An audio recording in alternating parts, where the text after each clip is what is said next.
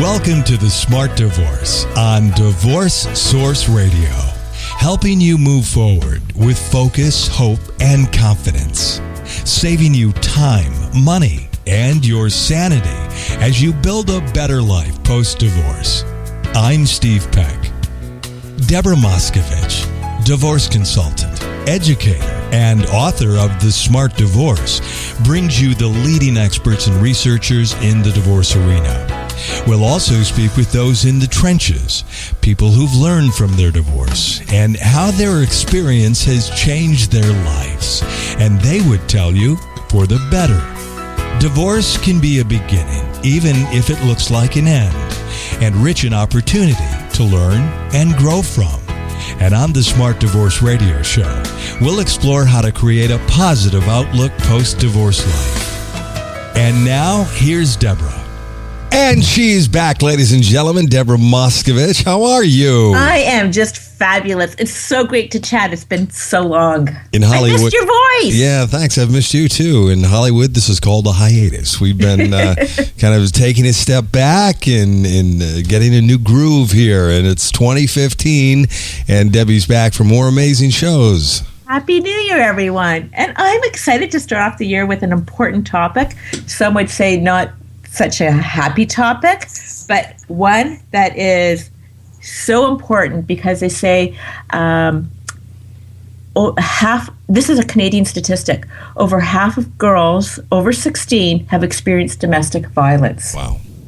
What makes this show so different is the way our guest, Tim Wenzel, how he helps the victims out of abusive situations. He helps them physically. So it's just not advice, but how he actually goes and gets these women out of the physical situation. So I know we've talked about domestic violence before, and the links to interviews I'll include on our notes. But I think it's important too to explore some of the statistics, just to let our listeners know how important it is to listen to this show. Because if you're not a victim of domestic violence, you probably know someone that is. These are some Canadian statistics, and I'm going to share some American as well. On average, every 6 days, a woman in Canada is killed by her intimate partner. Killed. In 2011, from the 89 police reported spousal homicides, 76% of the victims, that's over 85%, were women. And on any given day in Canada, more than 3,300 women, along with their 3,000 children, are forced to sleep in emergency shelters to escape domestic violence. And so in the U.S., you have to extrapolate that to 10 times more. 10 times more? 10 times more. Wow. Because Canada's so peaceful? I don't know why. Yeah? Because we're a little bit smaller. Oh.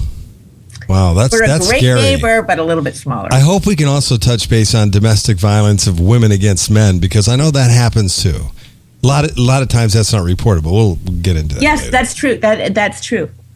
According to the Department of Justice, each year Canadians collectively spend $7.4 billion to deal with the aftermath of spousal violence. So in the U.S., if my math is right, that's about $74 billion. Wow. And that figure includes immediate costs such as emergency room visits and future costs such as loss of income. I mean, these are really important things that I don't really think that are often considered.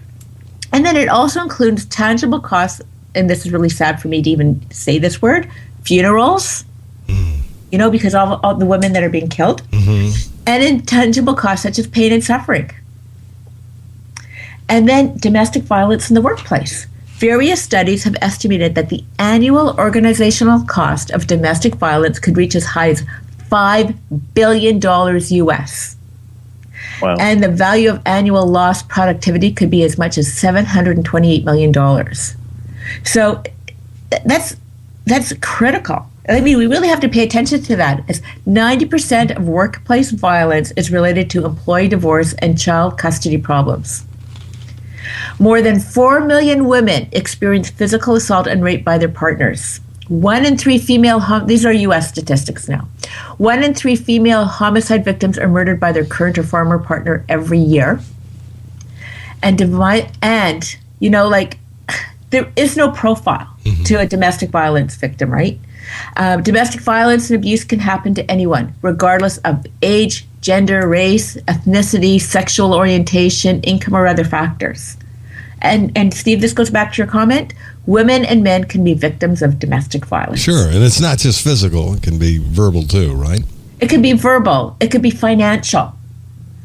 There are so many forms of domestic violence. And we talked about that in another show, and I'm going to post that for our listeners that are interested in learning more about domestic violence. There's a very good interview with Penny Crowitz, domestic violence against women. So, and Deb, have you run into people that when they know someone that's experiencing domestic violence, they kind of just sweep it off as like, I mean, why would they even stay there? I mean, I'd be gone right after someone hit me. That's a great question for Tim. Well, we'll cover that. So without further ado, let's talk to Tim. Hello, about Tim. But wait, let me tell you a little bit about Tim first. Tell me a little bit about Tim. He's a protective security consultant based out of San Francisco Bay. He founded the Wenzel Protection Group to provide security and consulting services to the U.S. government, foreign diplomats, corporations, and family. Wenzel Protection Group believes in making the world a better place. Their passion project has been working with victims of domestic violence. They're committed to providing education, consulting, and services that help these families live without fear. So just a little bit of disclosure. I met Tim last year on the plane, and I was so impressed by how he worked with victims of domestic violence. He actually goes to the homes of victims and helps them physically leave. I mean, I really wish we could clone you, Tim. But since we can't, he actually contributed a tip sheet to my book, The Smart Divorce Smart Guides. So without further ado, Tim, I would love to hear from you. Hey, Tim Wenzel, how are you? I'm good. Thanks for having me on the show. So, you know what? It was really fun to meet Deb on that 6-hour plane ride. And it was the longest I'd ever talked to somebody on a plane before in my life. Usually I try to, kind of say hi and divert and everything, but she won't let you. She just, hey, how's it going? Right. I'm one of those annoying passengers on the plane that people want to avoid. So. But I also met my boyfriend on the plane. So there you go. Like, it's been lucky for me that I've met some amazing people. Yeah, no, it was great. It was great. And working on you, working with you for the book was really fun. Yeah, the Smart Divorce Smart Guides. It was really fabulous. So let's talk about some of the points that you highlighted there. And one of them, and this is something I've never heard from anyone else, is choosing your team. How do you develop a domestic violence team? What is that? Well, most of the time when people try to leave these types of relationships, they do so without a plan. And that they end up quickly being found. They end up without being able to articulate to anybody, their friends, family, a court, what exactly is going on. They have no support. And so, short story, they end up back in the relationship. But when you say they're easily found, don't women often go to shelters and then those shelters aren't identifiable? Sure. Well, sometimes they do, but depending on where you live, there's not a lot of shelters available. I'm from the farming community out in the Midwest. Yeah. There is not a lot of shelters available. Plus, everybody kind of knows everybody. And at the end of the day, you still have to go to work. You still have to take the kids to school. You still have to do this. You still have to do that. And that routine will get you found. Oh, excellent. Those are excellent points. Plus, who really wants to go to a shelter? I mean, if you don't have to, isn't that the last resort? Yeah, it kind of is. But, the thing is most of the time when these people leave, they don't have a plan. They don't know where to go. So they may go to a shelter. They may try to go to a friend's house or a relative's house. And the money runs out. Their spouse starts showing up to work and creating a scene. And then the job's looking at them and saying, hey, what's going on here? So choosing your team is very important. So who's in the team? Tell us more about the team. So in your team, you need to have a couple people for sure.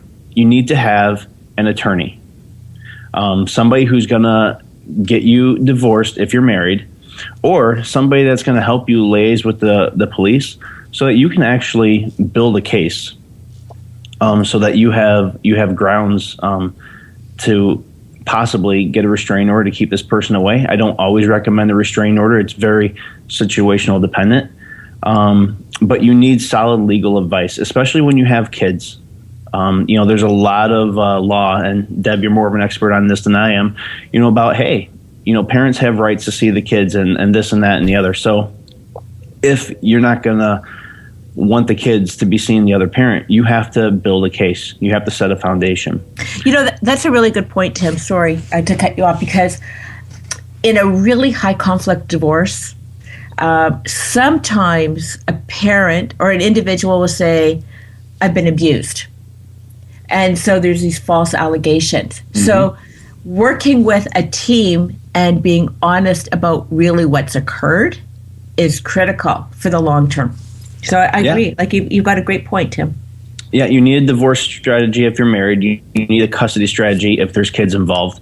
And, another point is you get attorneys who will take offense for the abused party, or they just see an opportunity and they're like, well, you need to get the house, you need to get this, and you need to get that. And, sometimes you don't need to fuel the fire.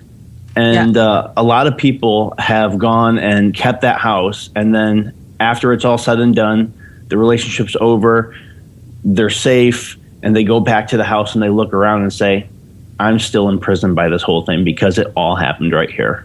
Yeah, it brings back. So those are all things to think about.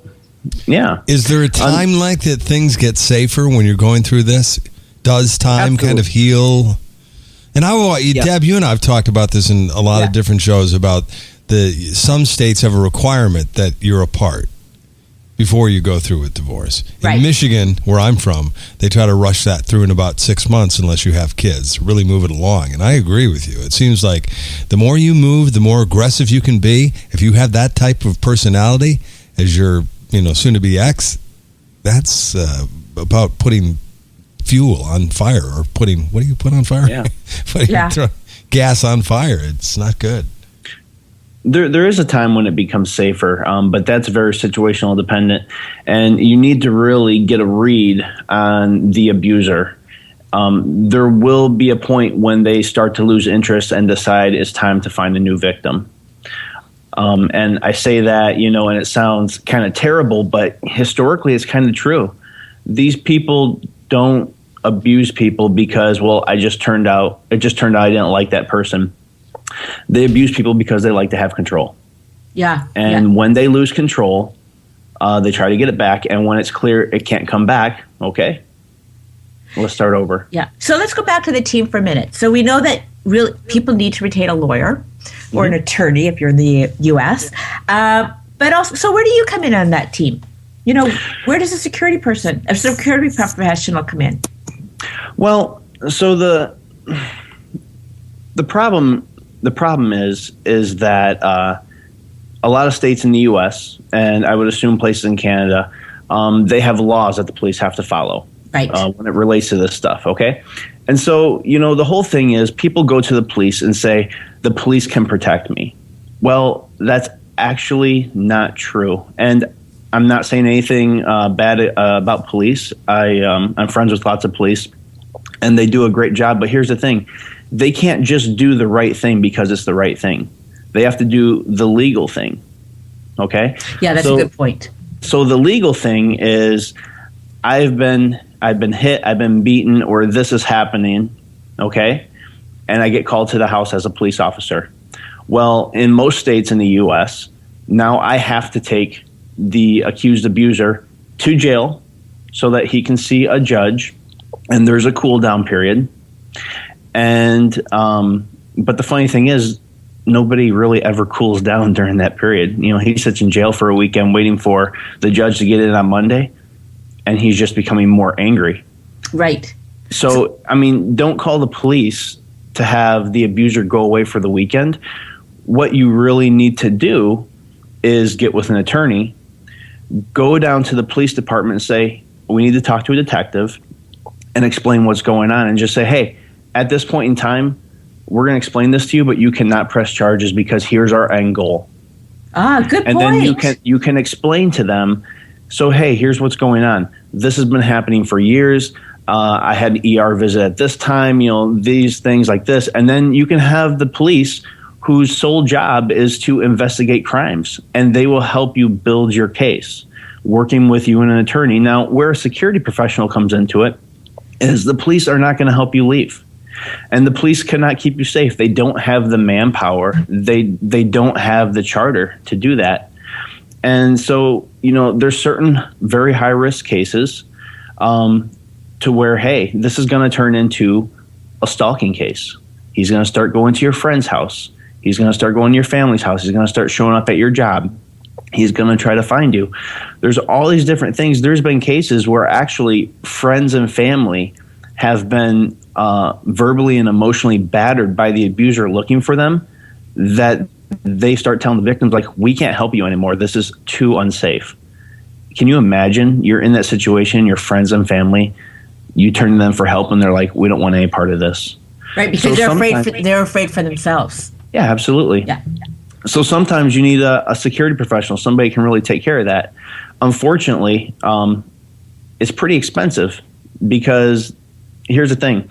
If I work with somebody and I help them develop a plan to get out and they leave, well, what happens? They leave, I take them to a safe place. They get enrolled in counseling. They start, with their lawyer. They start with the court system and everything.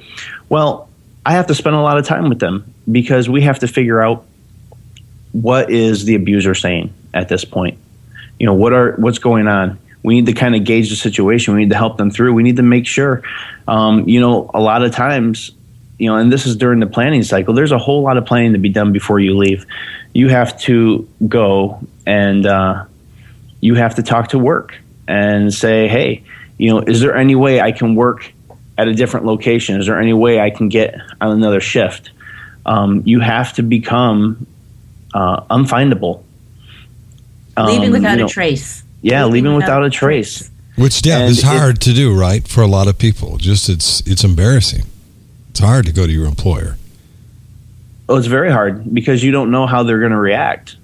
I mean, they might be fearful for their own business and their own employees at that point. Yeah, absolutely. I mean, look at the statistics I shared with you earlier in the show. So that's another bonus to having that security professional, because the security professional can go to the work with a victim and say, so here's what's going on. But we have a plan. Here's how things are going to work. And what are your concerns for the job site? Here are our concerns. Most likely, if we can change a shift, change a location, and do these things, if he comes and asks for her and she's not at work, he's going to stop looking there. Yeah. Good point. He might come 2 or 3 times. But they won't always cause a scene there, because if you go to a company and you start making trouble, the police are going to come. So, right? Tim, how far in advance to leaving does an individual come to, should an individual come to you? Well, I say an individual should come to me when they've decided to finally leave.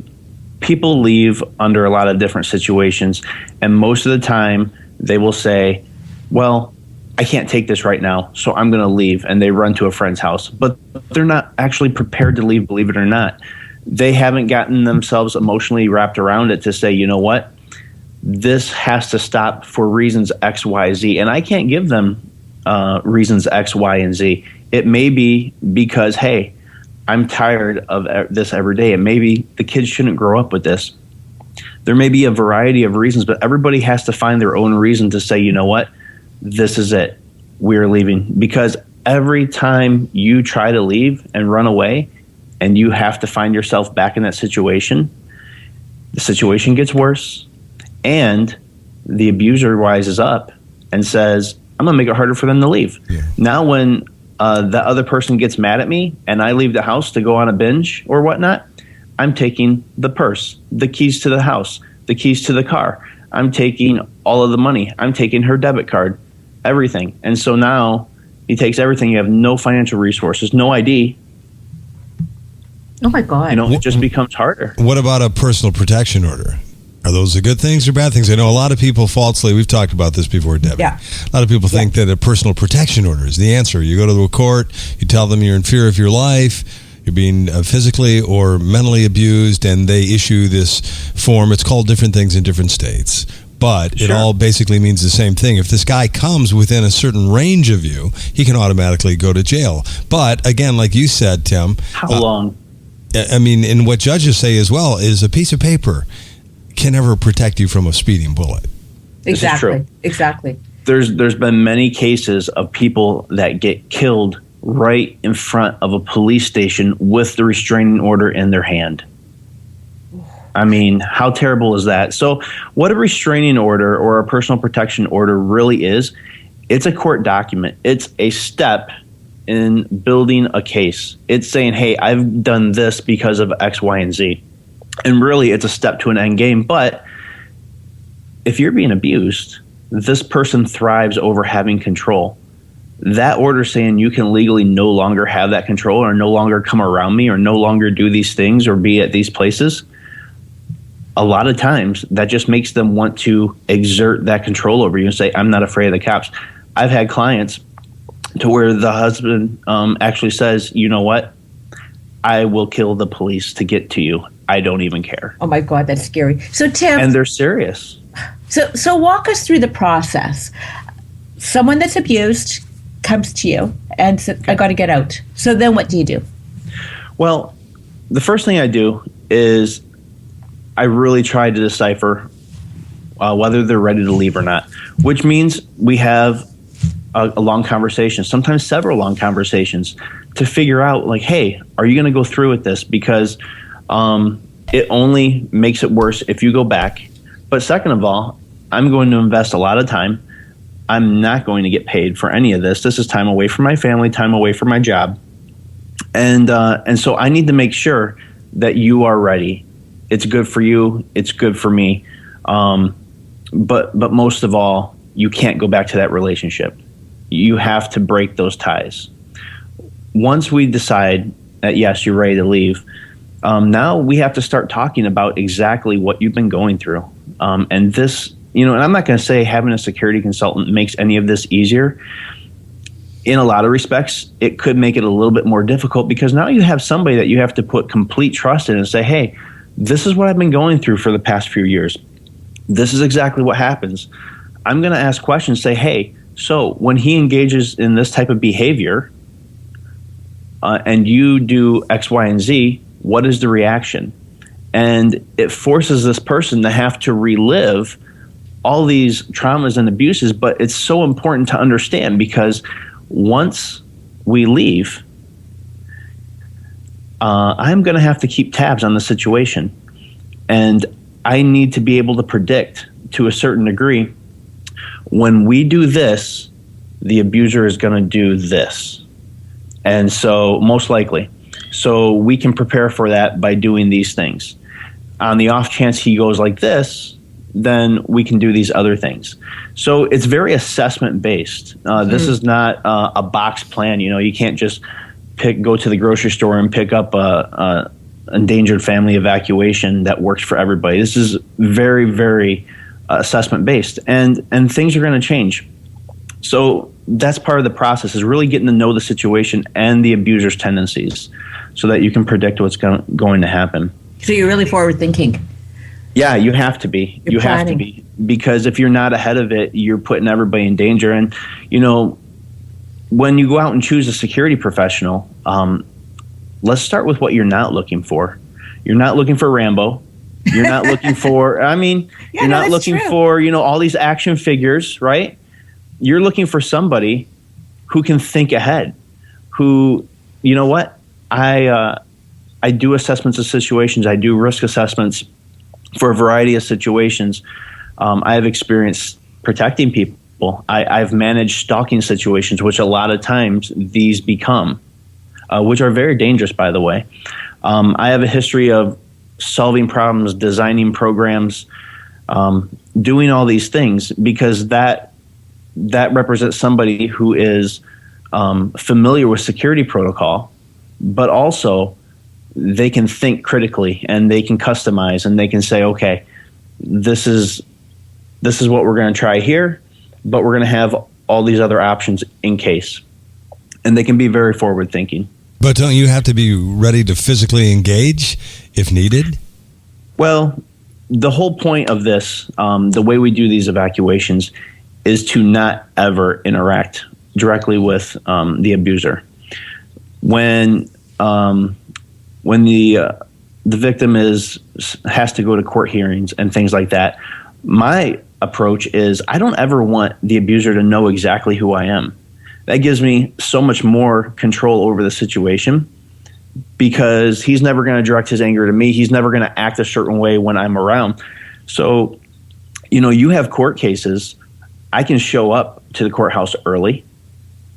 I can wait till he goes in, give you a call so that you can come in, and then I can just be hanging out in the lobby with everybody else that has different court appointments. And, when you show up, you go in the courtroom, and I can actually ensure as a good citizen that there's no, violent or any bad interaction, because, in a courthouse, you have people milling around. And if a lady comes in and this guy starts giving her a really hard time, I can just be a good citizen and say, hey, what's going on here? You can't do that here. Come on. I'll go get a bailiff, right? But you never have to know who I am, which keeps the situation actually de-escalated, because they don't want to draw extra people into this thing when they're trying to gain control. Right. And back to Steve's point, when you're removing someone from their home, you're doing it at a time where you planned it so that in all likelihood, the perpetrator isn't home. Yes. And so that's the one thing that we do is we try to plan out everything. You need a safe place to go. Okay. We're going to have the keys available to you at this location, probably not at your home, because things tend to get found. What are these? So we'll find places that you have access to, maybe a PO box, something like that. Maybe we'll leave it at a hotel desk nearby your house and say, okay, here's the keys to a safe house. We have to get you a place to live. We have to make sure where the kids go to school is safe. It's actually nice to do it during summertime when school is not in session.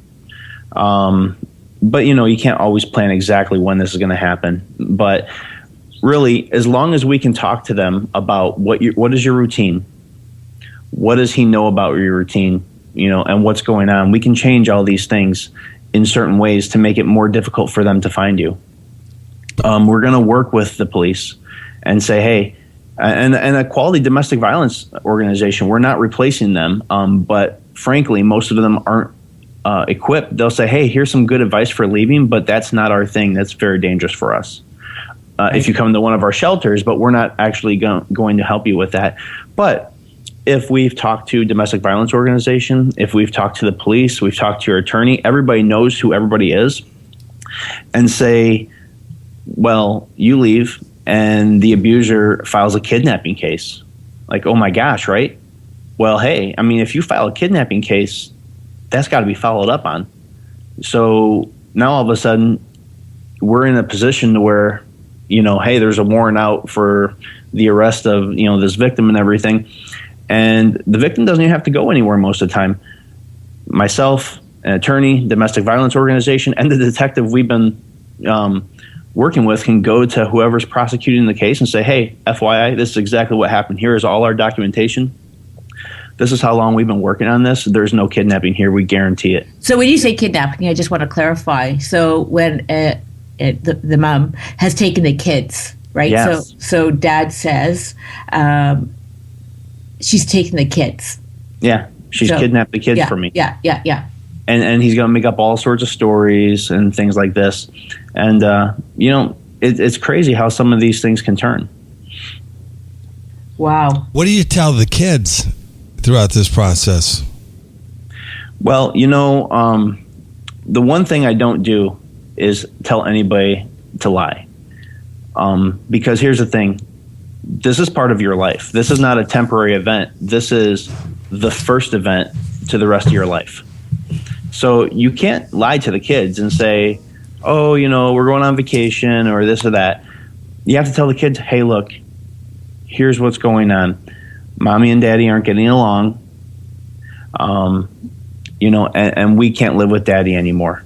So we're going with these nice people and this and that and the other. And, like I said, again, all kids are at different age levels, different levels of understanding, and they react differently to things. So, generally the mother should come up with a good dialogue that she can speak to the kids about. They can ask questions, and they can feel safe in their very different and weird situation. But I would think chances are the kids have seen the violence take place. Like if it's that bad that you are going to leave without a trace, your life is pretty bad and your kids have seen it. So they know what's going on. Yeah, you're right. But kids love their dads. And here's the thing. If you're a young kid growing up in a house where this happens, what's abnormal about it? That's scary. You have no idea what a baseline of normal is. And here's the really bad thing, guys. Historically, little boys that watch their dad abuse their wives turn out to do that same thing in relationships they have because it's normal. And little girls that grow up watching their moms get abused accept that same role because it is normal. So then you've got to start therapy pretty soon afterwards. With Absolutely. Not only the mom, but the kids too. Yeah. Because there's a healing, like everybody needs to go through this healing. Yeah, and part of your team is getting a good therapist, somebody that specializes in domestic violence, family therapy, and things like this. And I recommend you finding an interviewing therapist before you leave, but don't start attending counseling until after you leave. And the reason is simple. Any good counselor is going to talk to you not only about what the other person is doing, but what's wrong with you. Everybody has things wrong with them, and we're not saying that victims are responsible for anything that goes on. But at the end of the day, everybody has bad habits. You may have grown up in that over-controlling or that home that had domestic violence, and so you think things are normal, even though you realize I shouldn't be getting beat on. You think things are normal that are not. Well, that's a good point. So what Tim wrote for my Smart Divorce Smart Guide is a tip sheet like with this 2-step process. So, part of the step 1 is leaving without a trace, working with your team. Great advice in terms of seeking the guidance and support and building your plan. But the second part, which is what you're alluding to, is breaking that domestic violence cycle and transitioning to a healthy start, which means, too often, and it's not even someone that's in an abusive relationship. I mean, the divorce rate rises with each subsequent marriage or partnership. People seem to fall into the same relationship patterns. So if you are used to being controlled and abused, you might have left that abusive relationship. There's a greater likelihood that you're going to get into another abusive relationship. Absolutely. And there's lots of reasons, and I'm not a psychiatrist or a psychologist, so I'm not going to start talking about all these different things that may or may not happen. All I know is that every single person in this world is different. They have different experiences that affect their motivations, that affect their decision making, and part of after you leave, I'm going to spend a lot of time with you. And you're going to go to therapy. Your therapist is going to talk about like, hey, why do you think this about this situation? Why do you think that about that situation? And they're going to start breaking it down. What I'm going to do is I'm going to essentially start doing some safe living training with you, which is what I call that. I'm going to do a risk assessment of your life. I'm just going to say, hey, let's talk about things that make you worry or that make you afraid. Like, let's start listing those things out. And you'd be surprised at some of the different things that come out on this. And now you have all these things that cause worry, that cause fear, and now you can start talking about them. Well, why does this cause worry? Why does this cause fear? And you can come down to the root causes and say, hey, I don't know how many times I've talked to people that have come out of these situations or that are in these situations and say, hey, what attracted you, or what attracted you to men? What types of things do you like or do you look for in a partner? Oh, I like somebody who's really confident. I like somebody who's really, knows what he's got going on and everything. And, I kind of like that bad boy. And I stop and I say, did you actually just hear what you said? literally, here's what I heard. You like evil people. No, that's not what I say. I'm like, well, but you said you like somebody that's sure of themselves. You like somebody who's self-confident, knows what they have going on, and you like them to be bad. Why don't you go after like a soldier or a firefighter or a paramedic? All those people are confident, sure of themselves, but you went after a bad boy. And you have to start talking about that and say, you know what, maybe when you go back to therapy, maybe you should talk about this little conversation we had and maybe, see exactly why you see that as a good quality in men. And you know what? You can really uncover some things. And that's where you start to make progress. And you say, all these things that make you afraid, all these things that make you worry, what can we control? What can we influence about these situations or these topics or these people? And then you start to give them control. So that's self-reflection. Absolutely. Oh, so when I get in this situation, well, actually, I should never put myself in that situation. I should do this instead. Yes, absolutely. And then you're going to come across things that are kind of outside of your control, but you can prepare for. Like street crime. Well, there's really no such thing as random street crime. Criminals don't just say, oh, look, I'm going to go get that person because it's random. They look at how you're dressed. They look at the jewelry you wear. They look at how much you're not paying attention to anything because they want as little conflict as possible with as high return. It's risk versus benefits all the time. So if we can teach you, hey, when you're in these situations or when you think about these situations or when you plan these events or when you're going to have to talk to these people, this is some strategies that you should employ. This is how you should conduct yourself. This is how you should think about it. Never allow yourself to be put in this type of situation. Go over here as well. And so now you're influencing everything that you can. There are certain things that are out of your control, but once you know that you've prepared for everything that you can, now you stop worrying because you say, hey, I'm prepared for everything that's foreseeable, and I can just be vigilant and know.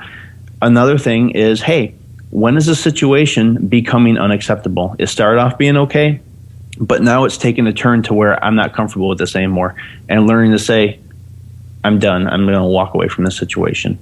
And that's a huge part of giving these victims, or now that they've left, former victims, because in my opinion, once you take action, you're no longer a victim. You decide you're not going to be it anymore. Now you have to learn how to not be a victim and take control of your life.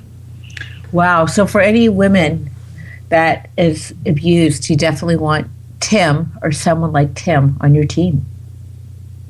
And that's the tough thing, right?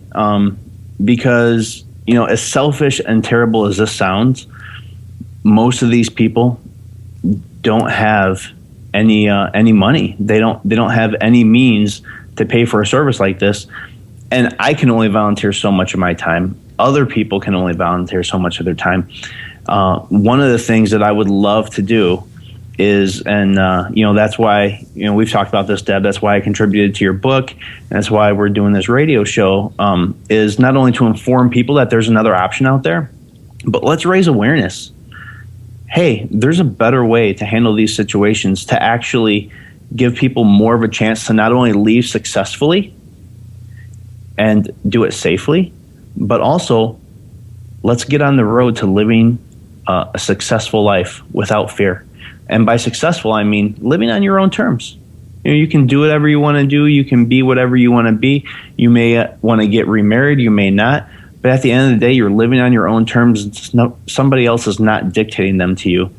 And you are not living in constant fear and worry. So hopefully at some point, we can get support for a nonprofit so that we can start education on a mass scale. And say, hey, there's a different way to do this, and we can train other people to look at these situations this way, and start putting it out on a more widespread, other than just me. I love that. See, Steve, I told you this is a great way to begin our 2015. Yeah, absolutely. Tim, you were amazing, and I just want to point out or say, Tim is like just such an amazing individual. I mean, he does this on his own time, on his own dollar, that what our next guest is going to be one of the victims he helped rescue. Yeah, you guys are really going to, well, I'm not going to say you're really going to enjoy it, because there's definitely very disturbing parts to Rachel's story. But Rachel was probably because of the different dynamics and how it did turn into a stalking case and different things, one of the more difficult cases I worked on. But it took 9 months to get clear of the situation to the point where there was a clear separation and he was not in control anymore. And now she is remarried to a great guy who has and keeps jobs, and she's living a happy life with the 2 kids that she escaped with, plus a new baby. Oh, that's heartwarming. That's a beautiful story, and one I hope we get to hear more about.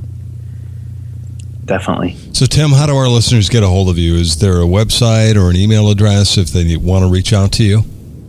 There is a website. It's very basic, but there's contact info on there. It's wenzelgroup.net, or you can reach out to me directly at Tim at wenzelgroup.net. All right. That's good. fabulous. And if people want to read the tip sheet that Tim wrote, you can get it by ordering the Smart Divorce Smart Guides. And for our readers, for our listeners, if you want this, just say that you heard about the Smart Divorce Smart Guide, this specific tip sheet, email me, and I'd be happy to give you 10% off. Email address, Deb? It's Deborah, DEBORAH, at thesmartdivorce.com, or give me a call at 905-695-0270, and I'd be thrilled to mail it out right away. Very good. Tim Wenzel, thanks so much for being on the show. It's great information, and thank you for what you do. Oh, thanks for having me on. And as far as what I do, it's a passion. I feel that, if we have these talents and we can use them for good, that it's kind of our human duty to do so. Yeah. Now that's paying it forward. You bet. You bet. Well, before I let you go, Deborah, tell me what's been going on with the Smart Divorce. It's been a while. I want to catch up just briefly here on your book, your guides, and all that is Deborah Moskovich and the Smart Divorce. I'm telling you, I've never been busier. It's been amazing. I've been speaking at all sorts of professional organizations, AFCC, Association of Family and Conciliation Courts. I just did a workshop the other day and webinar for OACCPP, Ontario Association of Coaches and Counselors, educating professionals about the divorce process so they can be, so that they can help clients better. So it's been phenomenal. Not only am I helping individuals all across North America, and actually I've had clients in Europe now too, but helping professionals be better at what they do to guide their clients through the divorce process, because not everybody understands divorce. Right. So, the Smart Divorce Toolkit is just going off the shelf. But for DSR listeners, again, I'd be happy to provide 10% off when they buy the Smart Divorce Toolkit. So just email me at Deborah, DEBORAH, at thesmartdivorce.com.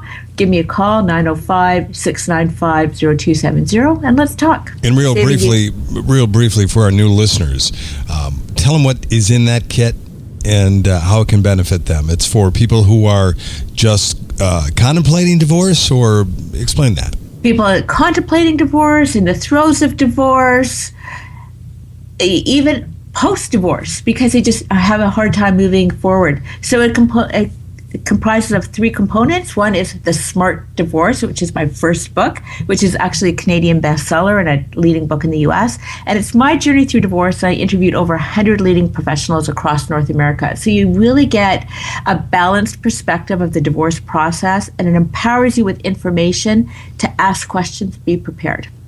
Then we've got the Smart Divorce Smart Guides, comprised of 24 tip sheets on various aspects of the divorce process, from, what about the kids, to domestic violence. I've got a number of ones on domestic violence. How to tell your spouse you want to leave. So there's a lot of information in there from other professionals. But what's interesting is it's so unique because oftentimes the topics I talk about aren't easily found online. And then the last one are 4 CDs that I've worked on with Robert Simon, who is Dr. Robert Simon, who is one of North America's leading psychologists. And it's really helpful to listen to the emotional divorce, the legal divorce, smart co-parenting, and rebuilding your life post-divorce. It's an awesome set to help you save time, money, and your sanity. Right. So there's the 3 parts, the 2 books and 4 CDs. Yeah, really good products. I highly recommend them for anyone going through a divorce. And also, of course, Deborah is a divorce consultant, one of the brightest people I've ever met in the field of divorce, knowing just about every aspect. And she's there to help you walk through the process. A lot of things we don't know when we enter into divorce. And they can call you, Deb, or do this via Skype. How is this done? Well, I work with individuals all across North America. So oftentimes it's by Skype. So it's almost like an in-person meeting at my office. And there's individuals that just would prefer to use the good old-fashioned phone. So whatever works for you, works for me. So you help them understand more of how the legal system works, answer a lot of questions for them. There's a number of ways as I work. I work at, number one, at empowering you with information. Yeah. So we talk about the legal process. We talk about problem solving. What are the things that you need to ask and work more effectively, cost effectively, and efficiently with your team? I help people build their team. Tim is one of my resources. So I've got lawyers, mental health professionals, financial experts, parenting experts. Pretty well, no matter where you live, because I'm so well connected, I can find the team of professionals for you. And I try to craft that team so that they've got the right resource set for you. So if you're in a domestic violence situation, you don't want just any family law lawyer. You really want a lawyer who's skilled in that area. Yes. If you've got mobility issues, you want to find a lawyer that's skilled at helping you move out of the country or the state or the province. So there's a lot of different things to look at, and I try to help match professionals with my clients' needs, as well as just helping you think outside the box. I mean, divorce is something that is full of fear, and how many people have been through divorce? That prepare for divorce. You prepare for marriage. You don't necessarily prepare for divorce. Right. And so I am your thinking partner and resource. And a neutral partner, which I find very helpful because a lot of people try to talk to friends or family. That's not always the best source to talk to. They tend to take your side, and they don't know a lot of the steps to take in divorce either. So it's really helpful to have someone that knows. Yeah, it's a balanced perspective. That's what I provide. Yeah, and then people think, well, I don't know, divorce is so expensive, it's going to cost a lot of money. But I always say these things really don't cost. They end up, they pay. I mean, it's worth something for you because if you don't know what you're doing, you sit down with a consultation with an attorney, paying $450 an hour, and you want to talk to them about your, relationship problems. The attorney many times will sit there and listen, but they're not equipped to give you the information you need to hear. No, so not only that, so they're listening and you get a legal bill of $3,000. Right. And you haven't accomplished anything. So with my help, I can actually save you thousands of dollars, hundreds if not thousands of dollars by preparing more effectively and with the lawyer. And if you do have some emotional issues that you want dealt with, then of course I'm going to refer you to a therapist. Mm-hmm. But oftentimes, people don't even think of the questions that they need to ask the professionals, and I'm going to help them think of all those questions. I make sure that all my clients write it down, take the notes with them so that they can work more effectively. Very good. And do you do like a free consult, or someone can call you first and you talk about this before they enter into a program, or how does that work? Yeah, so they can call me first, and I'm happy to provide 10 minutes of coaching time where we talk about what they need and some of the considerations to see if my process is right for them. And then I've got some really cost-effective programs as well. Yeah, and it doesn't have to last forever, so it's not like they're getting into something that's they can't get out of. They go and they get what they need and they're done, right? Exactly. So, I've got clients that, for some of them, 2 hours of coaching time with me is all that they need. There's other clients where I'm coaching them throughout the whole process. But I'm really conscious of the financial cost because I don't want to be that added layer. Mm-hmm. But for some, as we go along, it keeps on cutting down on their legal bills, and I find it very helpful. You need some people need that extra help. For me, when I went through my own divorce, I wish that there was someone like me, because my file stayed open for 7 very long years. It was financially and emotionally very costly. Right. Yep, I've heard that many times before from many people. Yeah. And your website is still thesmartdivorce.com? It is thesmartdivorce.com, www.thesmartdivorce.com. And there's a contact page on there, but feel free to reach out at Deborah, Deborah, at thesmartdivorce.com or 905-695-0270. Call me, let's talk. She has a Twitter page too, a lot of good resources you put out there. And like me on Facebook. Yeah, well, she's all over. Miss Worldwide right here. Yeah. All right. Well, thanks, Debbie. I'm glad to have you back with The Smart Divorce. And we'll have more shows coming up as promised. So look for them right here on Divorce Source Radio. It's The Smart Divorce with Deborah Moskovich. Thanks, Debbie. We'll catch you next time. Looking forward to it. As always, I hope the program helped you. If you have a comment or question you'd like to ask us, we'd love to hear from you. You can leave us a voicemail on our listener line at area code 248-686-2256. Or drop us an email with your question or comment to divorcesourceradio@gmail.com. New programs are available every week on divorcesourceradio.com, as well as iTunes, BlackBerry, Stitcher, and all over the web. If you'd like to be notified when new programs are available, you can follow us on Twitter. Our follow word is Divorce Source. Also, if you're not listening from our website, I invite you to stop by divorcesourceradio.com, where you'll find a complete program archive. If you're looking for a specific subject, simply type it into our search engine, and chances are you'll find what you're looking for. We also have other resources available at our website as well. And while you're on our website, click on the Facebook icon and join the growing Divorce Source Radio Facebook community. Thanks for listening. Until next time, make it a great week and stay healthy. I'm Steve Peck.